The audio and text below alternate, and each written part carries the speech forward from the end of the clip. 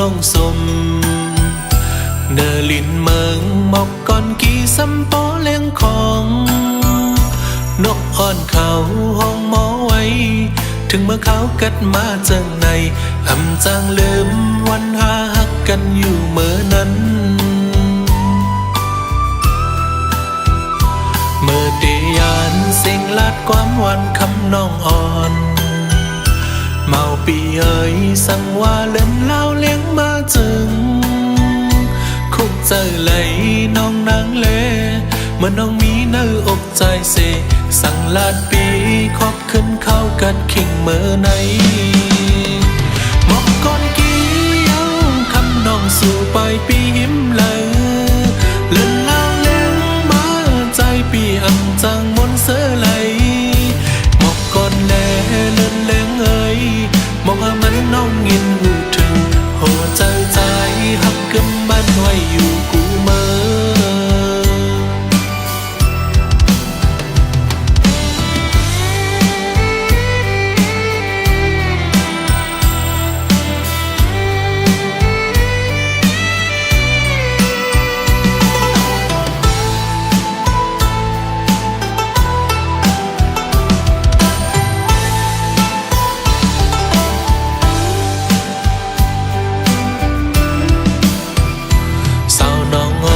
อย่าไปลืมเป็ดความหักอ่อนสู่แลเฮาสั่งลาดกันไว้วันป้นนั้นหักสู่น้องกูยามเยาใส่น้ำเกเมาจอมหูอยู่หือจางลืมวนขอบเขากัดอยู่กูเมื่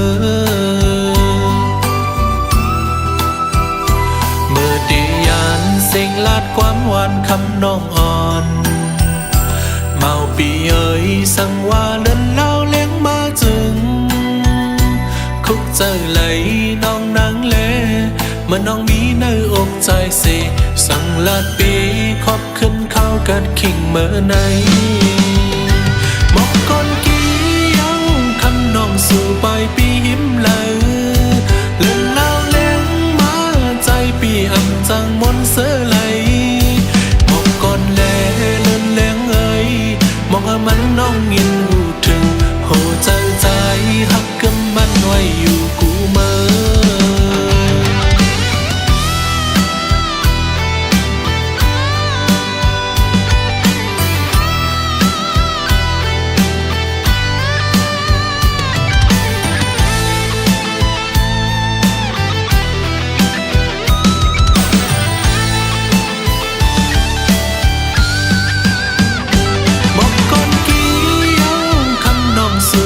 ปีหิมเลยเล่นเล่าเลี้ยงมาใจปีอันจังมนเสือไหลมองก่อนแลเล่นเลี้ยงเอ้ยมองมันน้องยินหูถึงโหใจใจหักกำมันไว้อยู่กูเมื่อ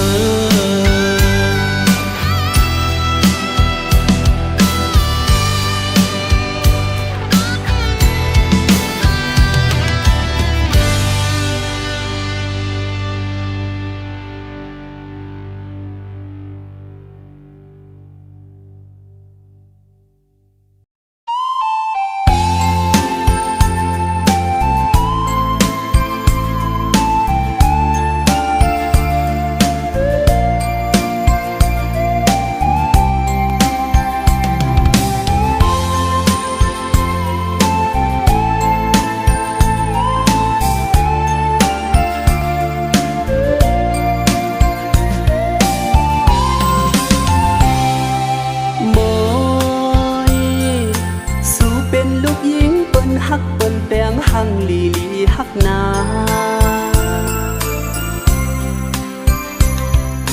โมยสู่เป็นก็เฮาไล่หักไล่แปงกวนคำเนาเจ้าจับอยู่ตาสีตีเฮ็ดจึงนั่งฮือเฮาปอมวยน้องตีหักอีลูเฮาโมสั่งเป็นไล่เตะมังกำเข้าเป็นผ้าห่มสาวน้องโมยโมยปานอ่อน อนเพราะว่าจัดในไหลโดยส่วนหักกวยหือลมวนอยู่อำเกียวก็เผาหักสู้อำโมจังหัดย้อนหักน้องมวยลูเป็นหือก็เย้าเล่โหเจ้าปีหักสู้ในสังอำไหลเตนาเฮินโฮมปานอ่อนเพราะว่าจัดในเฮาเอาเมฆเฮ็ดเป็นเมาโดปบใจหักมวยสังอันไหลอยู่คงทางมวยเตเฮ็ดเศร้าดงอยู่เนื้อเกี่ยงกวยยาวมวยโหเจ้าสู่น้องมวยนั้นทรงมีเมตตาดอนตาดีหักดี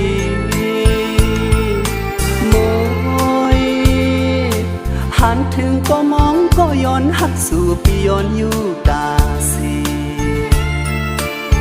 ลองดานหักสู่จ้องดียืนมาหักใจไหลอยู่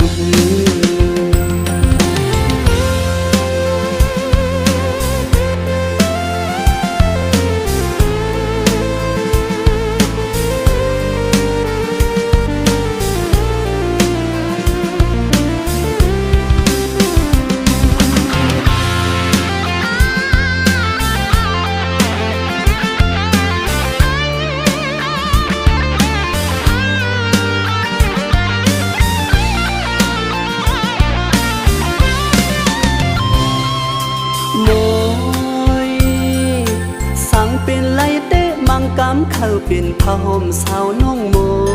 วยมวยปานอ่อนเพราะว่าจัดในไหลโดยส่วนหักกวยหือลมวนอยู่อำเกียวก็เผาหักสู่อำโมจังหัดย้อนหักน้องมวยลูเป็นหือก็เย้าเล่เจ้าปีหักสู่ในสังอำไหลเตนาเฮินโฮมปานอ่อนเพราะว่าจัดในเฮาเอาเมฆเฮ็ดเป็นเมาโดปอบใจหักมวยสังอำไหลอยู่คงทางมวยเตเฮ็ดเศร้าดงอยู่เนื้อเกี่ยงกวยยาวมวยโหเจ้าสู่น้องมวยนั้นทรงมีเมตตาดอนตาดีหักดีมวยหันถึงก็มองก็ย้อนหักสู่ปีย้อนอยู่ตาสีลองดานหักสู่จ้องดียืนมาหักใจไหลอยู่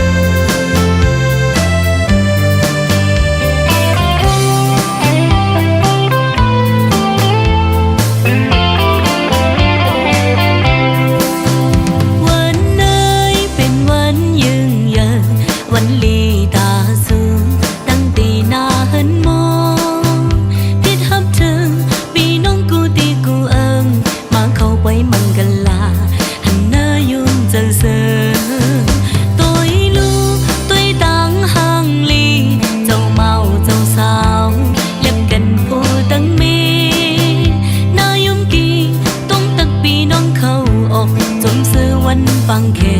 ห่มโอ้ยก็กันยาว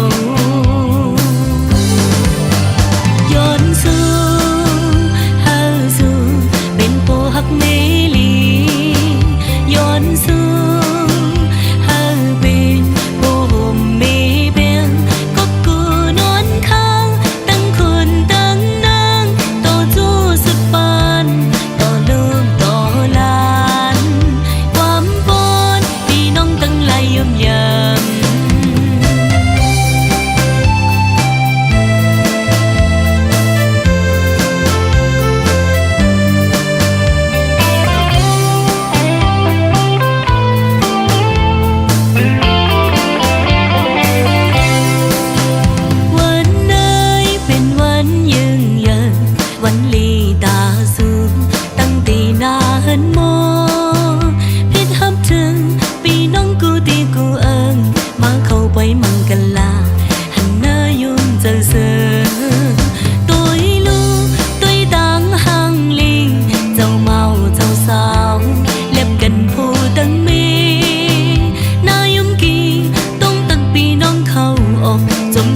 วันปังแค่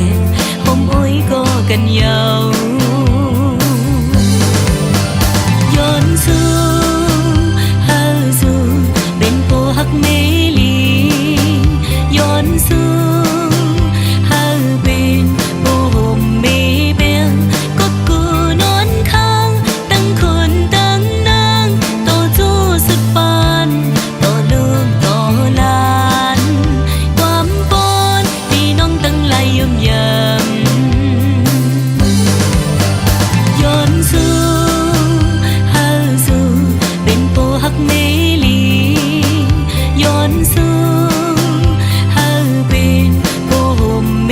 เปียงก็กูนอนข้างตั้งคนตั้งนางต่อจู้สึกปานต่อลูกต่อหลานความปนพี่น้องตั้งหลายยมยำความปนพี่น้องตั้งหลายยมยำ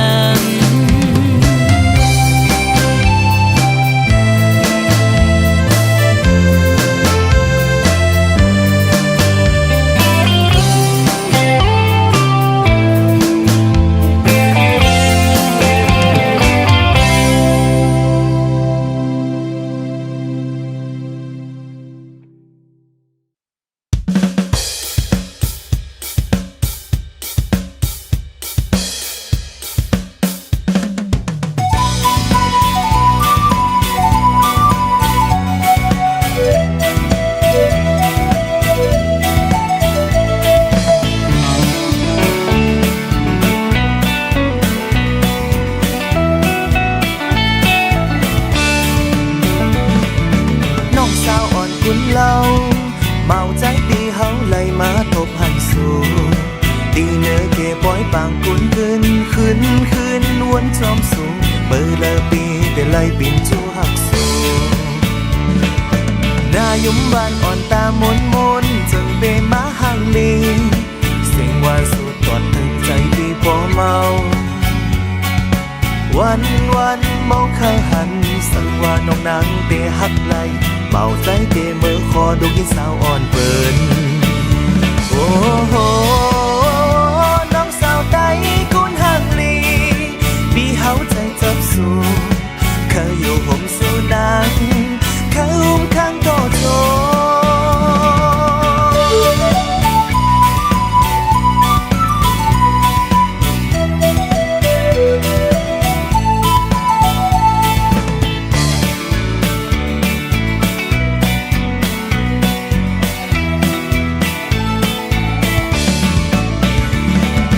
น้องสาวอ่อนกุนเล่าเมาใจตีเฮาไล่มาทบหันสู่ตีเนื้อเก็บปล่อยปางกุนขึ้นวนจอมสูงเปิดละปีแต่ไล่ปิ่นจูหักสู่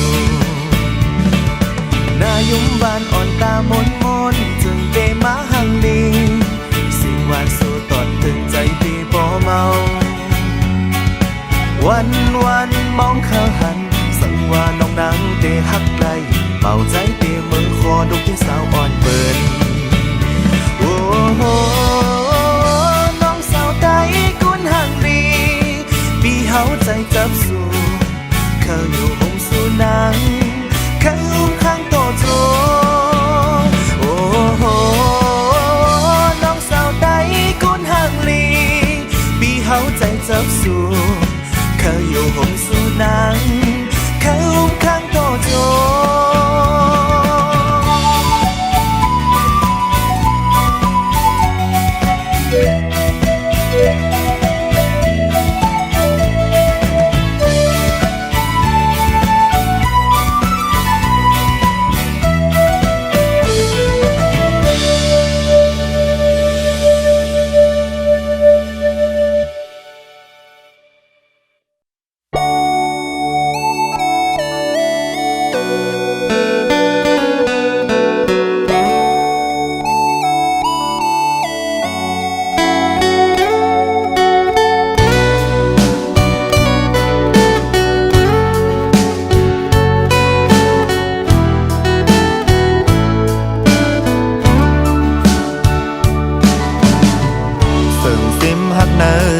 หันต่อถึง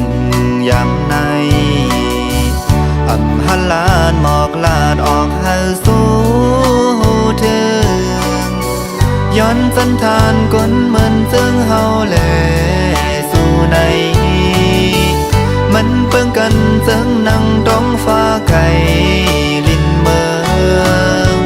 สู่เหมือนลุกคนหอคำเฮาซ้ำเป็นไว้กนผ่านเจ้าหญิงเอ่ยก้นห่างจานั้นพี่รู้เดเคยย้อนสุดสู่จำกับปันรู้จอมพร้อมเลยเฮอเจ้าหญิงเอ่ยก้นตั้งยามให้เหมือนพายเคยหาไหลเข้าน้ำโตสั่งเจ้าหญิงเฮาอำโก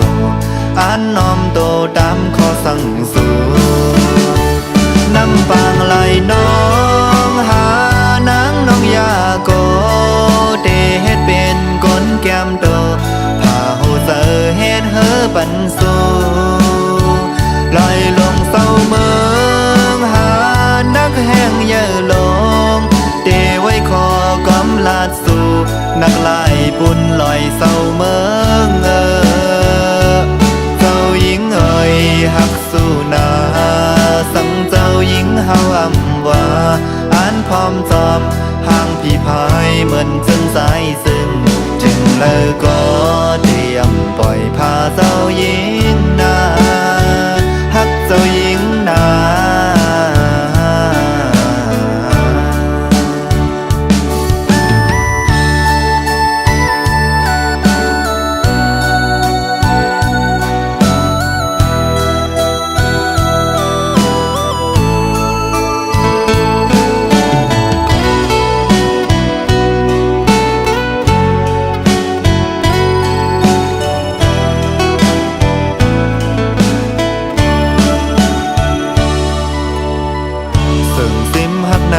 จะหันต่อถึง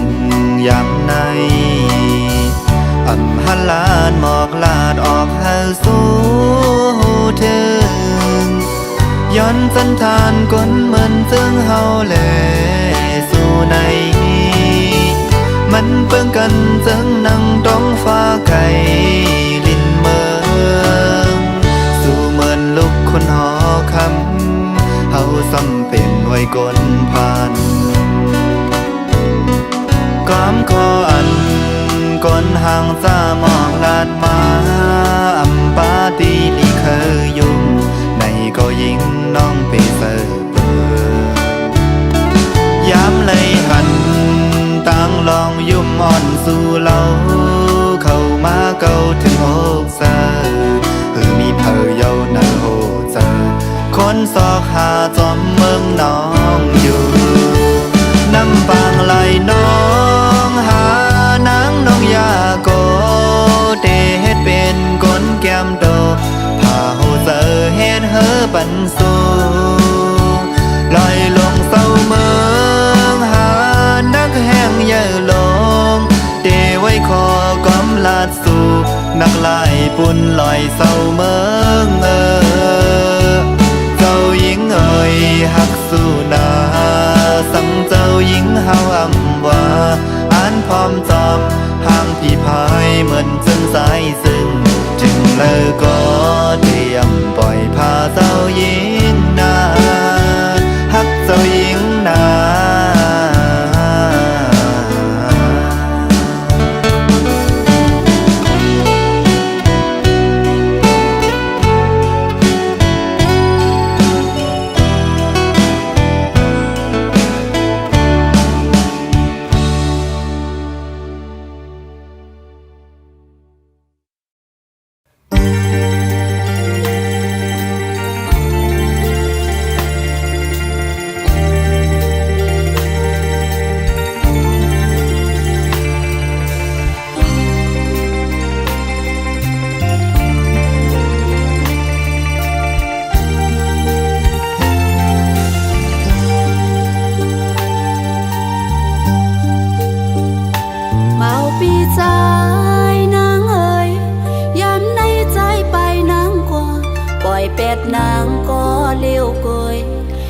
กำก็เจอเล็กนา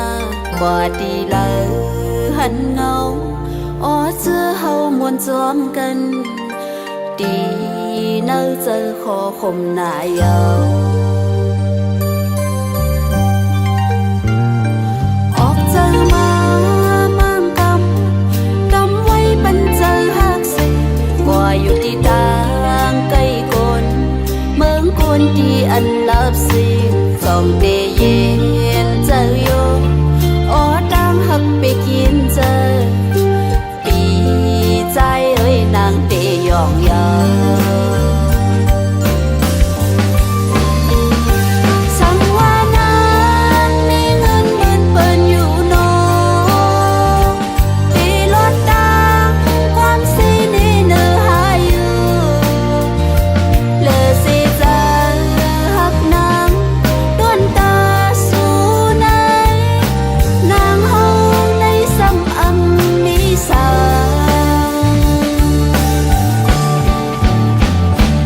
กามหักนางสู่ในหักเดก็เลยตั้งอายขาดยันมายามเดียวในยืนสีไว้ที่เนยใจเลอเสียใจหูนางก็เลยที่มาหูถึงลองตั้งนางหักใจอยู่ใน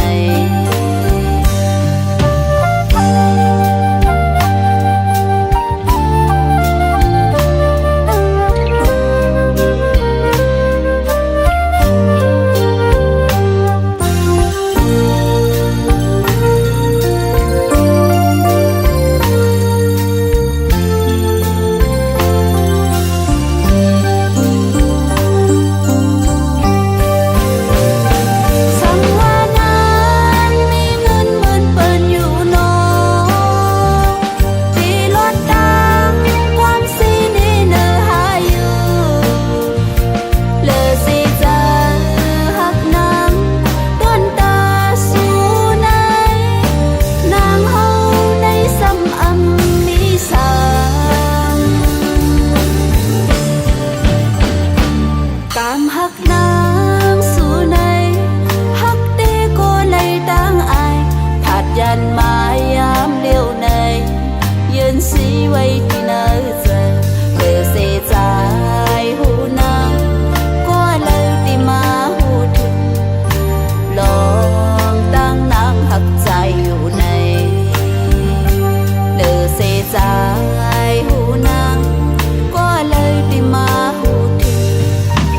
ลองตั้งนางหักใจอยู่ใน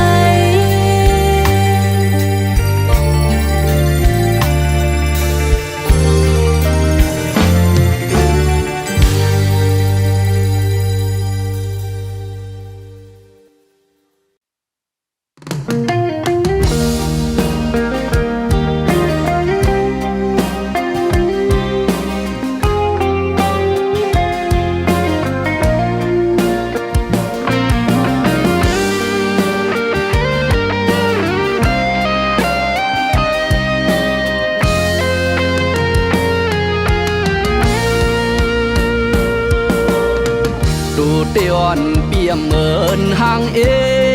อายดีเนอฟงนานพ้องนักกินทบใจเปยินอายสายตาวันสู่มือยักด้วยปีหันหน้ามือเปยันแลบตกเจออุบมาหึงใจก็เลยหันทบโตเตเมื่อยาวเจอเด่นคอนไว้พองยามลาดโตดูเดียนสุนางนานคือเหมือนเฮาไกลไหลอุบกันเนื้อแรงนานพี่ยอมหับอยู่อันไหลเจอดื้อฟิลเตอร์เอฟเฟกต์มือบอกแคบห่างลงเฟซและลงติ๊กต็อกนั้นทวิตอินสตาแกรมเปวันพิษหน้าสังโตเตปีอำหังเรามันนั่งสู่ไกลหา นกิ่งอันเมื่อเมืองโมหลวงโทจึงในหันหกทบเย้าใจหือเขาผักลูกวันวันจงโดกลีนก็ตึกจมลัดอุบหือเขาขึ้นยาน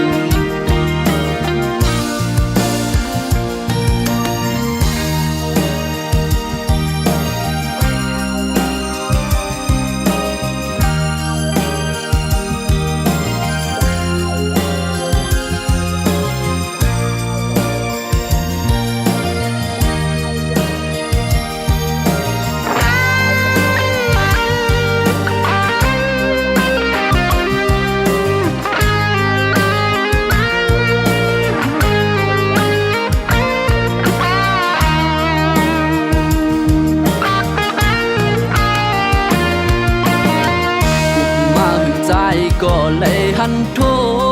บดูเตมายาวเจอเตียนคอนไว้พองยามลาดโต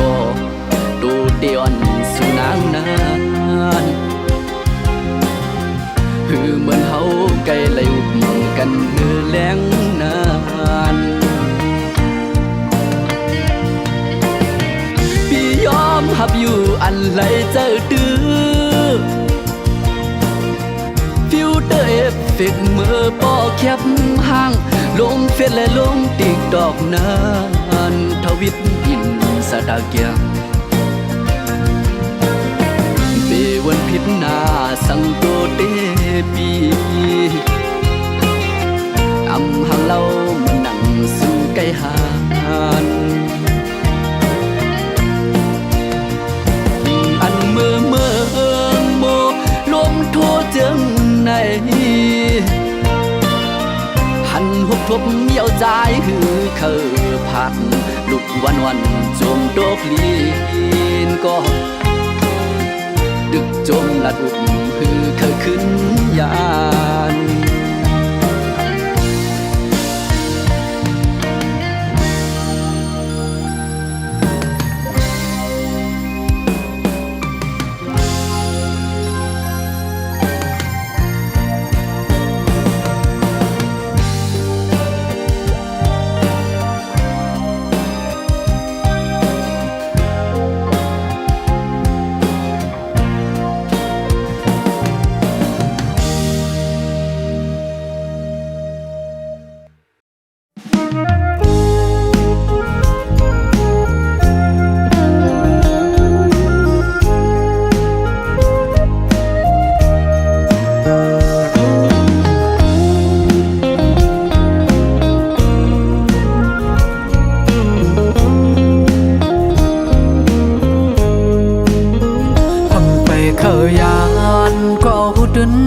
ไล่พา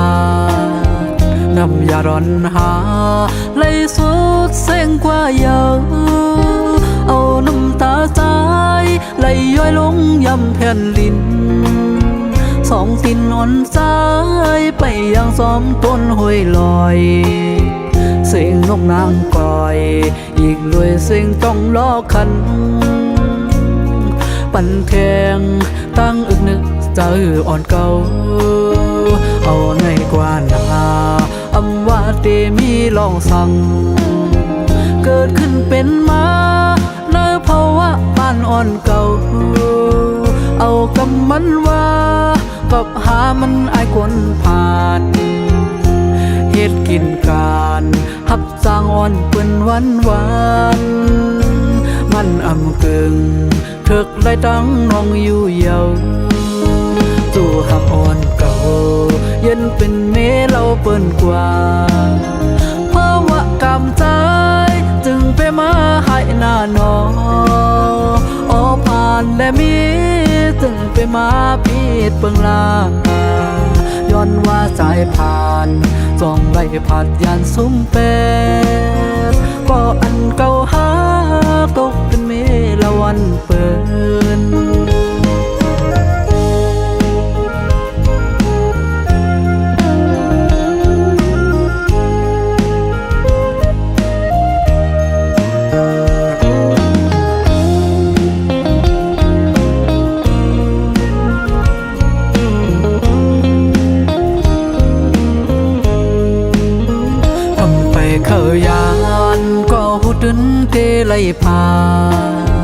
น้ำยาร้อนหาไหลสุดเส้งกว่าเยอะเอาน้ำตาตายไหลย้อยลงยำแผ่นลิ้นสองตินอ่อนซ้ายไปยังซ้อมต้นห้อยลอยเสียงนกนางกอยอีกด้วยเสียงต้องล้อคันปั่นแทงตั้งอึกนึกเจออ่อนเก่าเอาในกว่านาอำว่าเตมีลองสั่งเกิดขึ้นเป็นมาในภาวะบ้านอ่อนเก่าเอากำมันว่ากับหามันอายกวนผ่านเฮ็ดกินการหับสร้างอ่อนปืนวันมันอำกึ่งถึกได้ตั้งน้องอยู่เยาจู่หักอ่อนเก่าเย็นเป็นเมเราเปิ้นกว่าเพราะว่ากำใจจึงไปมาให้หน้าหนอโอผ่านและมีจึงไปมาพีดเบิ่งลาย้อนว่าสายผ่านจ้องได้ผ่านยานซุ้มเป็ดก็อันเก่าหาตกเป็นเมละวันเปิ้น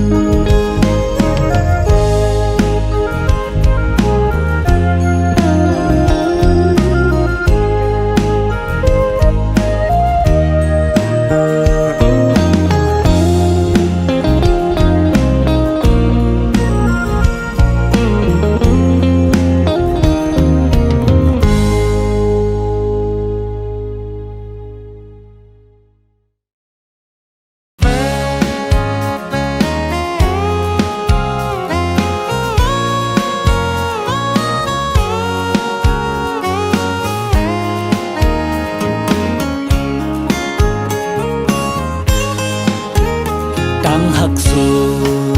อ่อนเศร้าน้องนางนั้นทางว่ามันเทคืมหักต่อเนื้อปีโกเลียวยุ่มเสมอน้องมา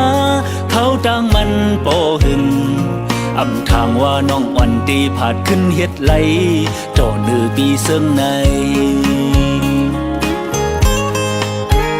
เนื้ออ่อนมาคู่เสอน้องนั้นเงินมือขากลางกองอำหมอนิ่มเสาไหลสั่งแม่นยาลมปัดทองซ้ำเฮิมกึ่งสองกว่าป่วยตาลำสู่ด้วยเสเงินคำเปิ้นอย่าลือลองหักเยา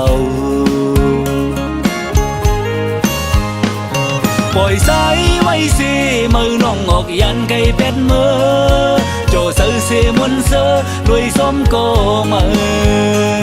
อำต้อยขึ้นหันก็ขึ้นภายหลังเสไลเสียบเจอส่องซ้ำที่สั่งนี้ตาแค้นขึ้นหายขึ้นเหมือนเก่าสายหับสู่อยู่เต็มล้วนอกก็หูเสือตามหักสายในอำปีและเงินเปิ้นตาเป็นนางสมเสือสายซ้ำหือมีอีสั่งหักหน้าก็ลือสิว่าคำย้อมซุ่มปันอำสั่งเฮ็ดเสื่อมลือ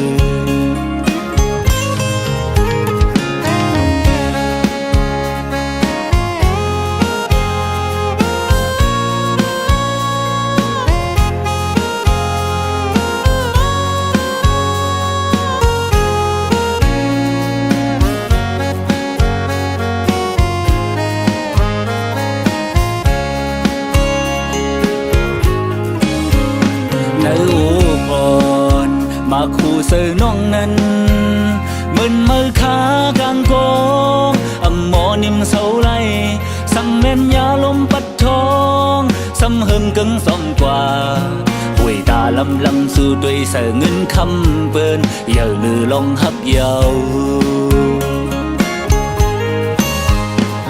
ปล่อยสายไว้เสมือน้องออกยันไก่เป็ดมือโจเสือเสมวนเสือด้วยซ้อมก็มืออำต้อยขึ้นหันก็ขึ้นภายหลังเสไลเสียบเจอส่องซ้ำที่สั่งนี้ตาแค้นขึ้นหายขึ้นเหมือนเก่าสายหักสู่อยู่เต็มล้วนอกก็หูเสือตาง หักสายในอำปีและเงินเปิ้นตาปันนางสมเสอสายสำหือมีอีสังหักหน้าก็ลือสิว่าคำยอมซุ่มปันอำสั่งเฮ็ดเสริมหือปล่อยสายไว้สิมือน้องออกยันไก่เป็ดมือโจเสือเสมนเสือด้วยส้มก็มืออำตัวขึ้นหันก็ขึ้นภายหลังเสไลเสียบเสือส่องสำเตสังมีตาแค้นขึ้นหายขึ้นเหมือนเก่าหือสายหับสู่อยู่เต็มล้นอกก็หูเสือตามหักสายในอำปีและเงินเปิ้นตาปันนางสมเสอสายสำหือมีอีสังหักหน้าก็ลือสิว่าคำยอมซุ่มปันอำสั่งเฮ็ดเสื่อหืออำสั่งเฮ็ดเสื่อหือ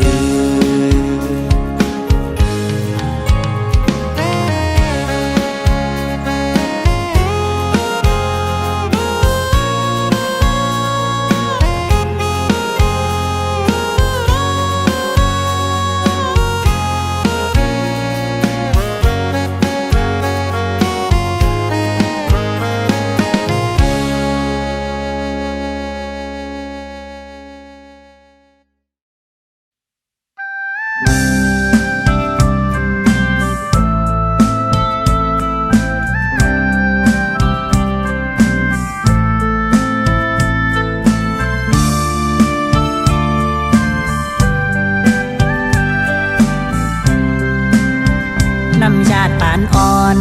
ปันเฮอเฮาคอยกันเยาตาตีเป็นนาเฮินมนเฟืองนั่งเปิ้นฝากหูเสือนังตั้งวางไว้บุญสู่ลุ่มลาโดยถึงต่อโซปานน้องเฮานาเดอยู่โฮมสาหูสอนเงาฮับปีต่อโซสั่งถึงสู่เมาปีสายหักอ่อนเนย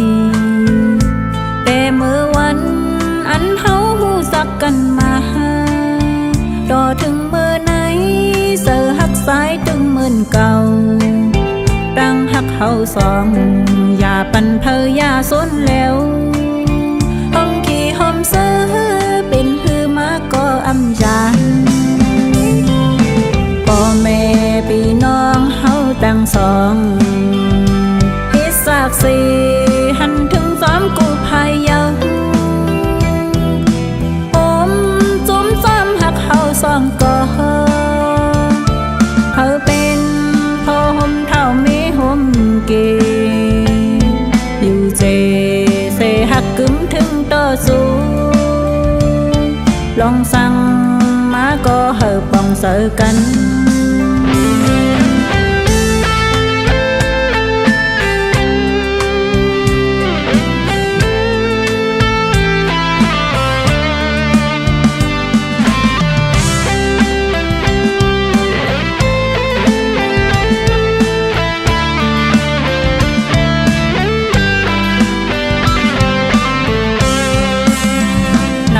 ปานอ่อนปันเฮอเฮาคอยกันเยาตาตีเป็นนาเฮินมนเฟืองนั่งเปิ้นฝากหูเสือนังตั้งวางไว้บุญสู่ลุ่มลาโดยถึงต่อโซปานน้องเฮานาเดอยู่โฮมสาหูสอนเงาฮับปีต่อโซสั่งถึงสู่เมาปีสายหักอ่อนเนยแต่เมื่อวันอันเฮาสักกันมาโดถึงเมื่อไหนเสือหักสายถึงเหมือนเก่าดังหักเฮาสองอย่าปันเพออย่าสนแล้วห้องขี่ห้อมเสือเป็นหือมาก็อำชาพ่อแม่พี่น้องเฮาตั้งสองเฮ็ดสากสีหันถึงซ้อมกูพายเยาผมจุ้มซ้อมหักเฮาสองก็เฮาเ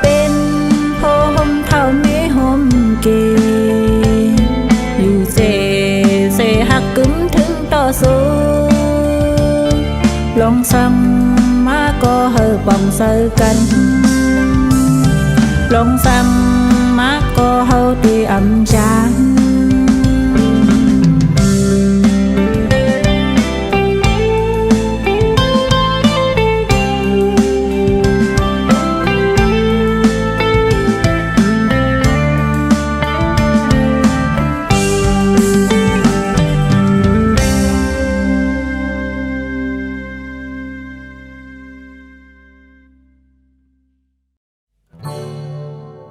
ผู้ว่าอันเป็นลายแต่โหสาตึกหากสู่อย่าว่าใส่เคยยานลืมมาหน้าน้องอ่อนน้อยปอว่าน้องปองสายซ้อมสายน้องหือเดทางพิษปองเสอปันเสกำวางขวางปันอิดเนอ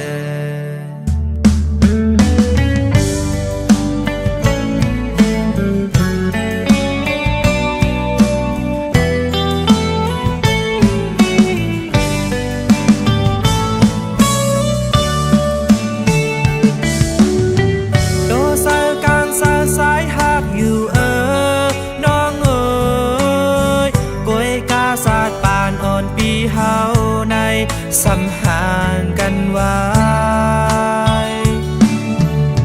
เหมือนลาวเลตาวันสองมันสร้างคอยสู้กันเพราะว่าสู้และเฮาก็เหมือนนางนา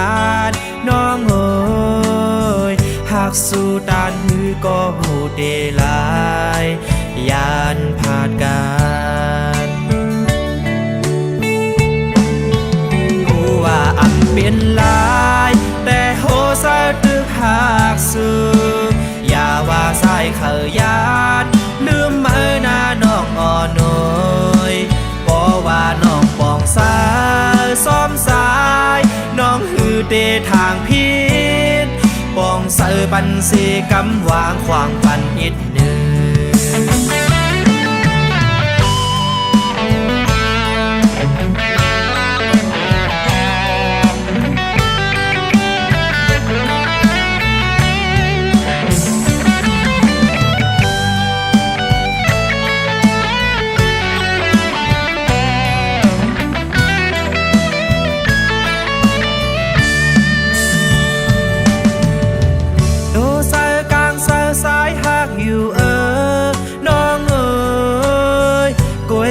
ศาสตร์ป่านอนปีเฮาในสัมหารกันไว้เหมือนลาวและตาวันสองมันสร้างคอยสู้กันเพราะว่าสู้และเฮาก็เหมือนนางนานน้องเอ๋ยหากสู้ตานหือก็หูเดลายยานผาดกัน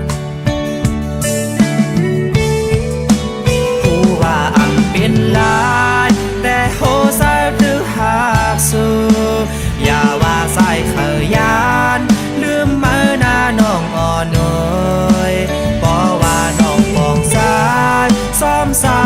ยน้องหือเดทางพิษบองเสือปันเสกำวางขวางปันอิดเนือ